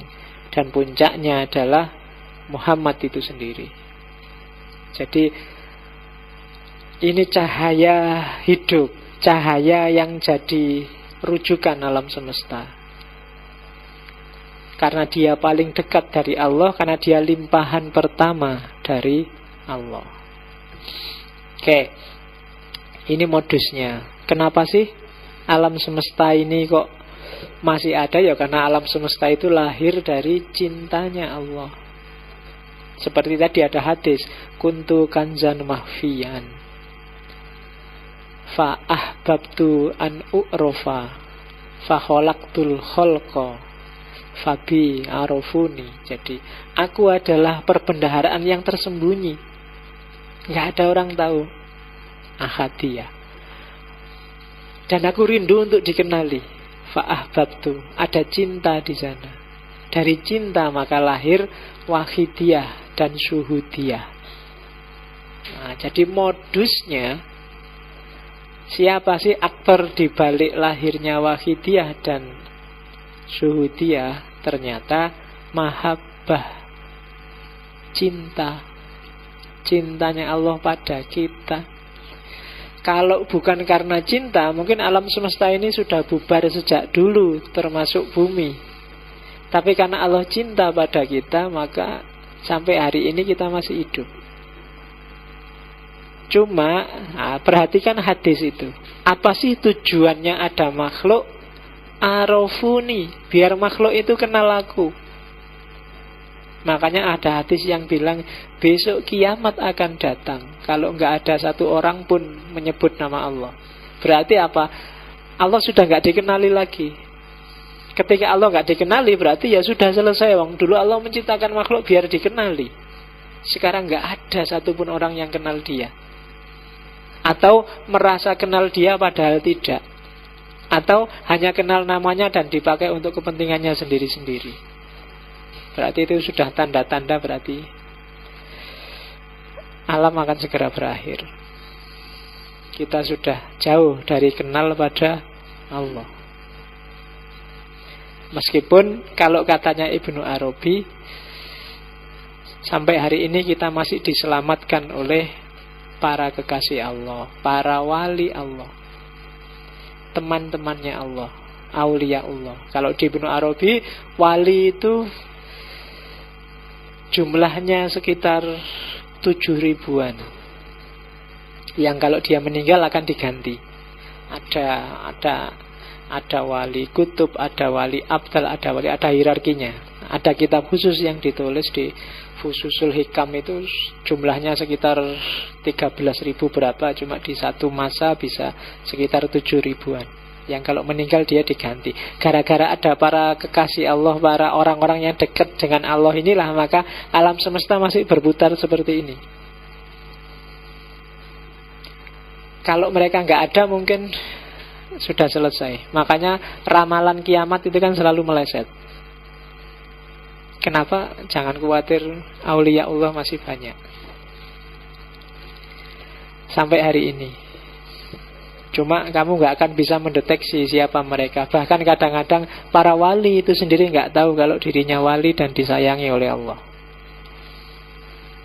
Hanya wali-wali tertentu yang diizinkan oleh Allah untuk dikenali, dalam rangka biar masyarakat masih yakin bahwa Allah masih intervensi dalam problem mereka sehari-hari. Makanya nasihatnya Syekh Abdul Qadir Jailani, jangan suka bikin perkara sama orang. Sopo ngerti dia wali. Loh, mungkin dia sendiri nggak tahu kalau dia wali, tapi Allah sangat tersinggung berat, sangat nggak terima kalau dia disakiti, karena Allah sayang padanya. Kan gitu, makanya hati-hati. Allah pak, teman saya itu kayak gitu, tiap hari kerjaannya nongkrong, gitaran, sholat sakarepe, mosok wali. Lu siapa ngerti? Cuma begitu kamu merasa jangan-jangan aku wali ya, pasti kamu bukan wali. Iya. Jadi cirine ning kono wis. Kadang-kadang aku kayak wali ya, pasti ndak itu ndak. Iya. Nggak usah GR. Jadi banyak orang yang mungkin jadi wali, tapi pasti bukan dirimu. Tegaskan aja itu. Iya. Kalau nggak gitu nanti kamu sakaremu dhewe tambahan. Oke. Ya banyak memang yang dikarenakan Allah. Yang jelas pastikan bahwa Allah selalu ridho dan sayang padamu. Dan saya selalu bilang, untuk bikin Allah ridho padamu, pertama-tama kamu juga harus ridho pada Allah. Jangan gampang komplain, jangan gampang mengeluh, jangan gampang protes. Apapun yang diskenario Allah untuk hidupmu. Kalau sekedar kuliah nggak lulus-lulus itu gampang. Kalau sekedar skripsi nggak selesai-selesai gampang, itu tidak penting. Kalau hanya karena itu, jangan mengeluh pada Allah. Karena problemnya tidak di Allah, tapi di dirimu sendiri. Iya kan? Kalau sekedar nggak dapat jodoh, nggak usah mengeluh, jangan khawatir. Jodoh di tangan Allah. Cuma sampai umur 30. Kalau 30 ke atas, Allah lepas tangan. Iya. Kamu cari sendiri, kesuwen. Sudah disediain sejak lama, kamu diem aja. Allah jengkel. Oke. Ini Wahdatul Adyan. Ini yang kontroversial dari Ibnu Arabi. Kayak tadi. Jadi sebagai konsekuensi dari wahdatul wujud, berarti juga semua agama-agama, semua manifestasi cara berpikirnya manusia, semua religiusitas, semua mode yang dipilih setiap orang sesuai konteksnya masing-masing, itu adalah wajah yang banyak dari sumber yang satu, termasuk agama-agama. Jadi ini wahdatul adyan itu bukan kok semua agama sama, tapi sumber semua agama itu sama. Meskipun nanti manifestasinya beda-beda. Makanya tradisi spiritual itu, kalau katanya Fritz Swan, itu sama semua agama sebenarnya. Kenapa ada beda, kenapa ada tawuran, itu pasti tradisi fisiknya, tradisi eksoterisnya, bukan esoterisnya. Di level esoteris, agama-agama itu mengkerucut pada spiritualitas yang satu dan sama. Hanya saja diterjemahkan sesuai kapasitas berpikir, sesuai konteks masing-masing. Misalnya kemarin tentang cahaya, bagaimana Allah disimbolkan dengan cahaya. Itu orang yang cara berpikirnya tidak bisa secara simbolik. Yang terjadi apa? Nyembah cahaya. Maka ada agama namanya Sabaiyah, terus yang disembah matahari. Allahu nurus samawati wal ard. Akhirnya logikanya nggak nyampe sesuai konteksnya, jadilah nyembah matahari. Tapi di sisi spiritualitas mungkin sama itu yang dimaksud, bukan mataharinya, tapi cahayanya yang mereka incar. Cuma karena mereka tidak bisa berpikir simbolik, terlalu fisikal, ketemunya matahari. Kelompok Sabaiyah, termasuk Ratu Saba yang diintip oleh burung hudhud itu kan, waktu menyembah matahari. Jadi secara eksoteris, tradisi agama-agama itu beda-beda, karena manusia menerjemahkan spiritualitasnya beda-beda. Dan cenderung eksklusif, agamaku pasti bukan agamamu. Sehingga kalau Siddhartha Gautama di bawah pohon Bodhi kamu sebut pencerahan, sementara Nabi Muhammad kamu sebut dapat wahyu. Prosedurnya sama. Kenapa kok kamu nggak menyebut Siddhartha sebagai menerima wahyu, karena dia bukan nabi kita, kan gitu. Padahal proses, prosedur, dan polanya sama, kayak orang dapat wahyu. Dia sudah menjelajahi banyak tradisi spiritual, Siddhartha Gautama itu terus pusing, kok semuanya nggak memuaskan ya. Tiba-tiba dapat pencerahan. Loh, emangnya dari siapa dapat pencerahan itu? Kan dia nggak mungkin mikir sendiri. Itu kan intuitif, ilhamiah. Bagi kita, ya sumbernya pasti yang ahadiyah tadi, yang melimpahkan pengetahuan ke sana. Dan oleh Siddhartha Gautama diterjemahkan sesuai konteks zamannya. Makanya Nabi begitu dapat wahyu kan, pertama-tama dia tidak disuruh syahadat atau mengakui keberadaan Allah, tapi pertama-tama kan disuruh baca. Iqra, baca dulu realitas zamanmu. Begitu paham, terus baru Nabi dapat wahyu berangsur-angsur selama 23 tahun untuk ngobati masyarakatnya sesuai konteks zamannya. Jadi ada sisi historis dalam agama-agama, dan itulah yang bikin agama-agama beda. Itu teorinya Ibnu Arabi. Maka katanya Ibnu Arabi itu kan dia punya syair yang sangat terkenal itu kan, walakot sorok kolbi kobilan kulla suratin, hatiku telah siap menyambut segala realitas. Monggo wis, ada hikmah, ada khazanah spiritualitas apapun tak terima. Apakah itu hanya padang rumput bagi para rusa, atau kuilnya para rahib, atau rumah berhala-berhala, atau Ka'bahnya orang tawaf, atau lembaran-lembaran Taurat, atau halaman-halaman Al-Quran. Semua khazanah aku siap menerima. Kenapa? Karena aku mabuk cinta. Kemanapun dia bergerak, dimanapun ada Allah, apakah di agama A atau di agama B atau di agama C, di situ aku mencintai. Cinta kepadanya adalah agama dan imanku. Nah, itu terus dari sini kan beberapa tokoh kontemporer mengembangkan jenis agama yang namanya agama cinta. Jadi agama cinta itu bukan agama cinta-cintaan atau beragama sambil pacaran. Tapi agama cinta adalah kamu boleh Islam, boleh Kristen, boleh Yahudi, boleh Nasrani, boleh Hindu, boleh Buddha. Tapi modus beragama kita sama, yaitu cinta. Cinta. Mungkin minggu depan kita ngomong Mula Sadra, jadi melewatkan Jalaluddin Rumi, karena Jalaluddin Rumi terlalu sufistik. Kalau ada waktu kapan-kapan saya masuk lagi ke Jalaluddin Rumi, mungkin di Sufi Nusantara ketika ngomong Sunan Kalijogo. Tapi cinta itu kan sebuah modus hidup yang gini deh, cirinya cinta itu ada 4. Yang pertama knowledge, yang kedua knowledge itu pengetahuan, yang kedua care, peduli, yang ketiga respect, penghargaan, dan yang keempat responsibility. Mencintai sesuatu berarti knowledge. Kamu harus tahu apa dan bagaimana yang kamu cintai. Orang tidak mungkin bisa cinta kalau dia tidak kenal. Tak kenal maka tak sayang. Dan ini sebenarnya nggak perlu disuruh. Kalau kamu cinta sesuatu, biasanya kamu pasti ingin tahu yang kamu cintai itu apa.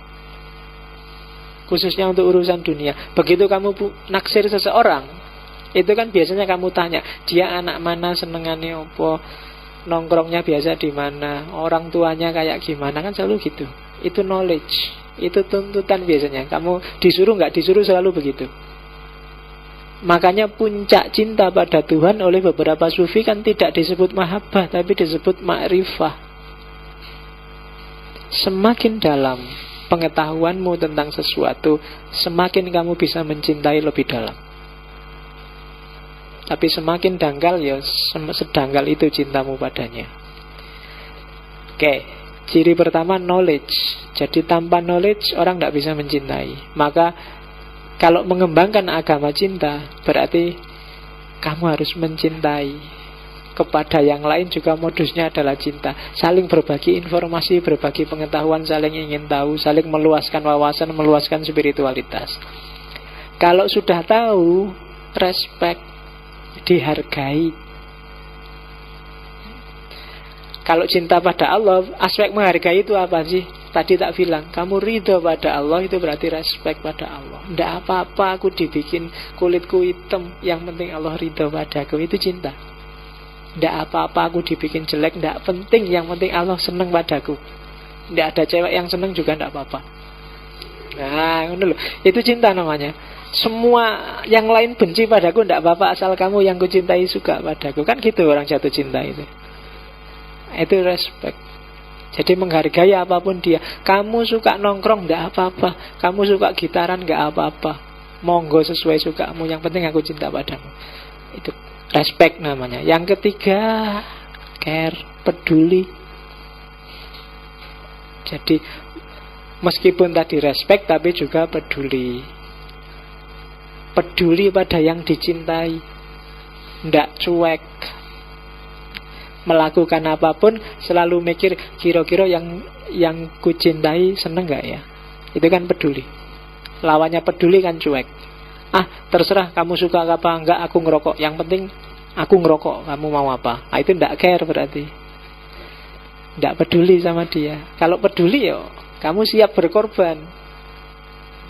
Itu care namanya. Allah nyuruh sholat. Sholat itu kan membosankan dalam tanda petik. Kalau berat pasti enggak, tapi kalau membosankan mungkin bagimu iya. Tapi kan karena kamu care, itu yang nyuruh Allah Allah itu kan, itu namanya care, peduli. Dan yang terakhir responsibility. Responsibility itu tanggung jawab.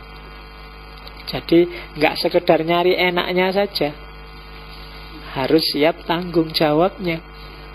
Jadi wali enak pak, bisa punya karomah, bisa aku pengen jadi wali. Tidak gampang, ada tanggung jawab. Cinta pada Allah ada tanggung jawabnya gitu. Cinta gimana wong kamu suruh sholat aja pontang-panting, suruh puasa kan berarti kamu nggak tanggung jawab.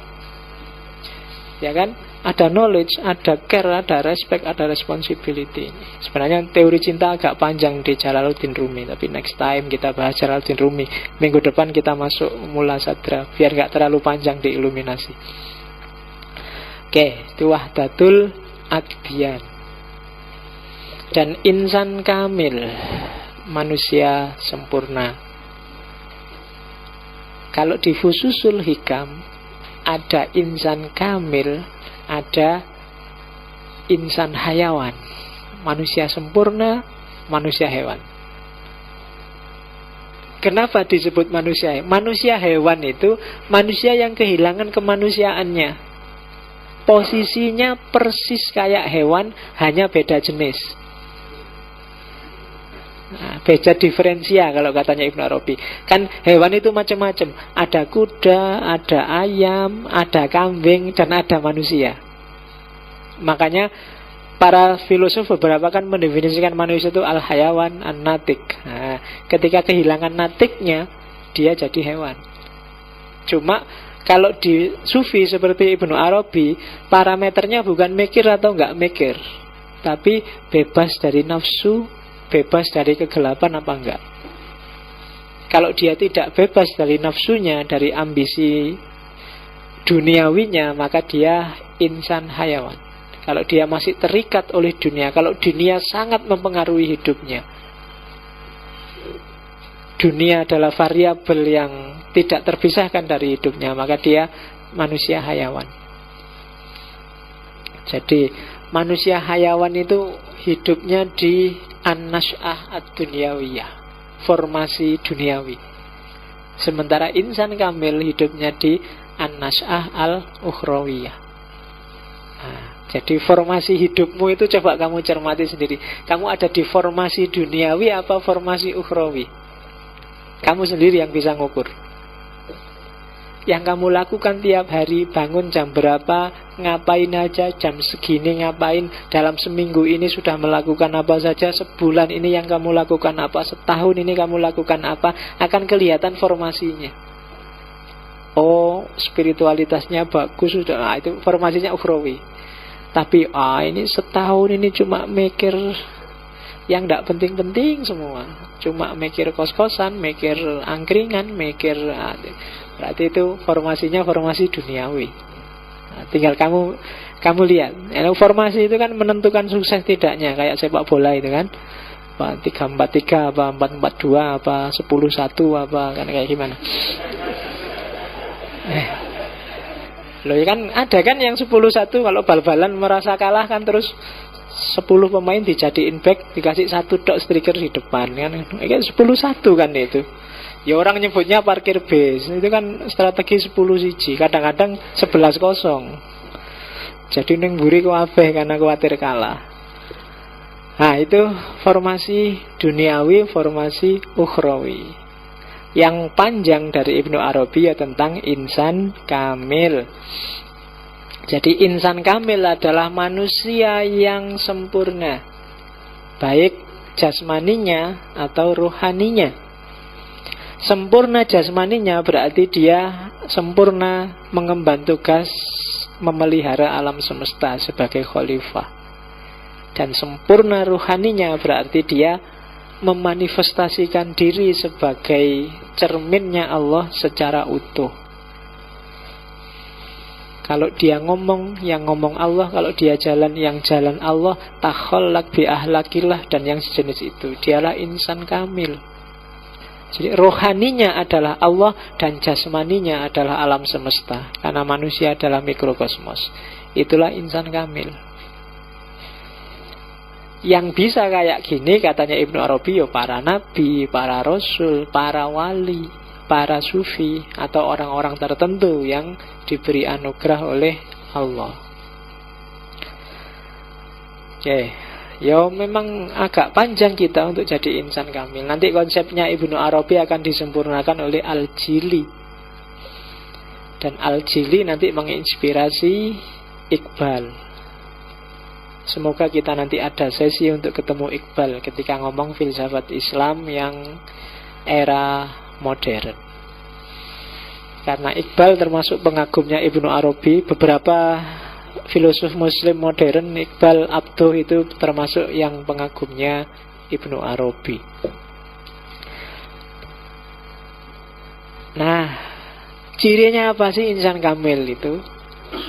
Kalau Ibnu Arabi menyebut yang jelas insan, orang yang jadi insan kamil, dia ngerti apa enggak, diakui apa enggak, maka dia adalah seorang wali sufi. Ciri pertama adalah orang yang menjadikan Allah sebagai pelindung.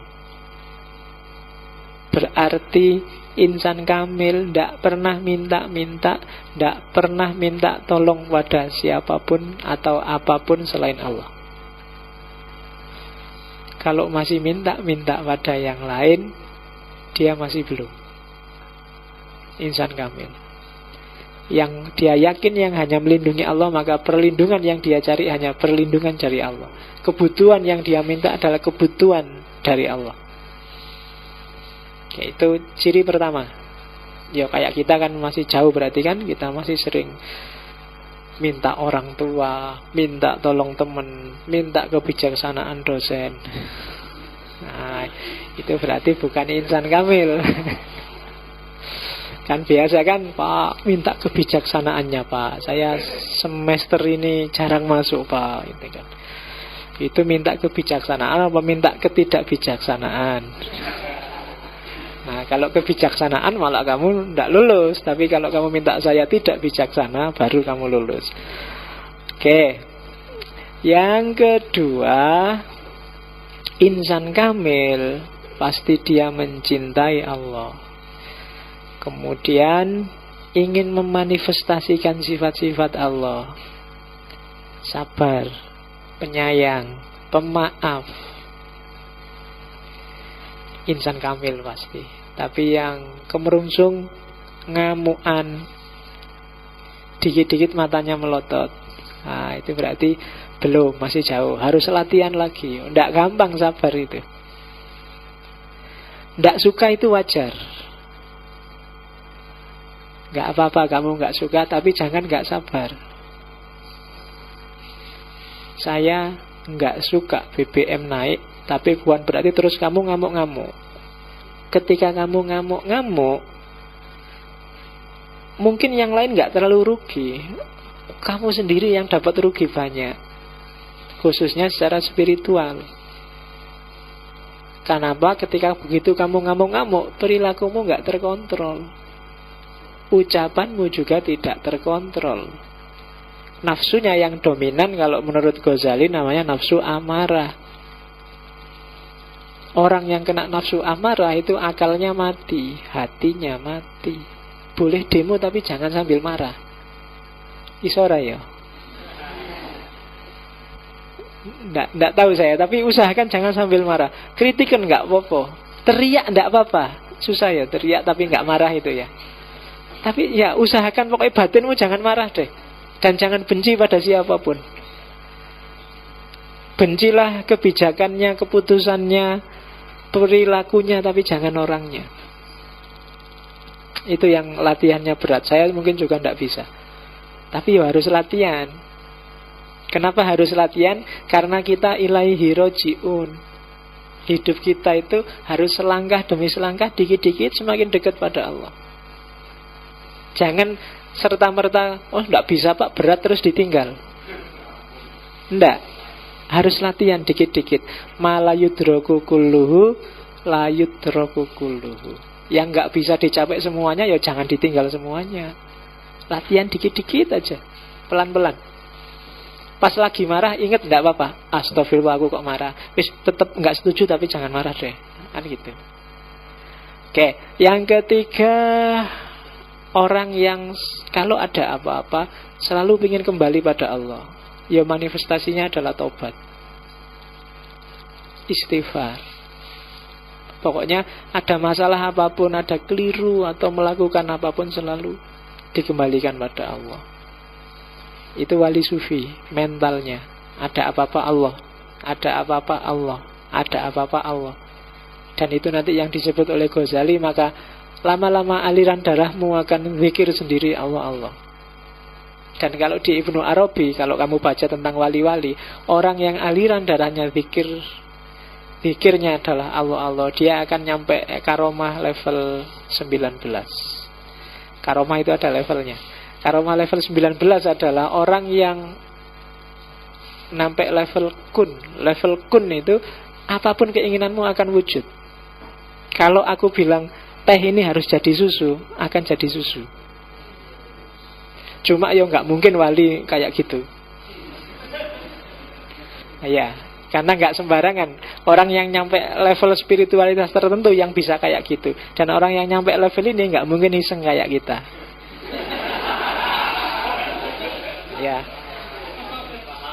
Ya, makanya kita nggak nyampe karena mental kita masih mental iseng. Tak bayangkan kamu bisa kayak gitu, balik kamu kankun aja. Ya kan, ada apa-apa ya kan, dompet kosong, kun, penuh lagi.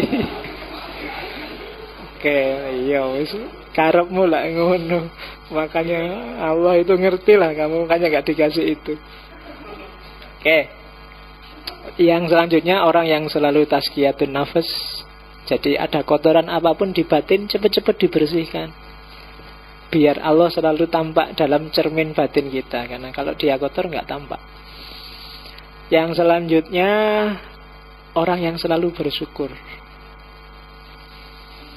Wali sufi, ya itu lanjutannya tadi, dia nggak pernah komplain. Bahkan musibah sekalipun, bagi dia, yo ini dari Allah kan, musibah itu monggo, ndak apa-apa, ikhlas. Tidak pernah mengeluh. Tidak mengeluh bukan berarti tidak mengatasi musibah loh ya, tapi tidak mengeluh. Kamu sakit, ya cari obat, tapi tidak mengeluh. Aku kok dikasih sakit sih, salahku apa sih, aku ndak, itu mengeluh namanya. Cari obat, cari sembuh, tapi tidak mengeluh. Kemudian orang yang muhsin. Nah, muhsin itu tidak sekedar berbuat baik, tapi juga memperbaiki. Banyak perbuatan baik yang tidak memperbaiki. Jadi usahakan kamu berbuat baik, tapi juga hasilnya perbaikan. Kan gitu. Ya banyak berbuat baik yang tidak memperbaiki itu kan ada beberapa. Mungkin berlebihan, mungkin tidak pada tempatnya. Nah, itu kan tidak memperbaiki. Mau nolong orang itu berbuat baik, tapi kalau cara nolongnya keliru, tidak memperbaiki. Hasilnya mungkin mangkel orang yang ditolong. Nah, itu kan bisa. Jadi berbuatlah baik tapi yang memperbaiki. Ngaji kayak gini itu kan berbuat baik, tapi usahakan dia memperbaiki. Jangan gara-gara ngaji, Pak, karena saya ngaji maka saya tidak usah sholat isya ya, Pak. Nah, itu tidak memperbaiki. Kan ngaji penting, Pak. Iya, tapi tetap harus sholat isya. Berbuat baik hasilnya malah defisit, itu namanya.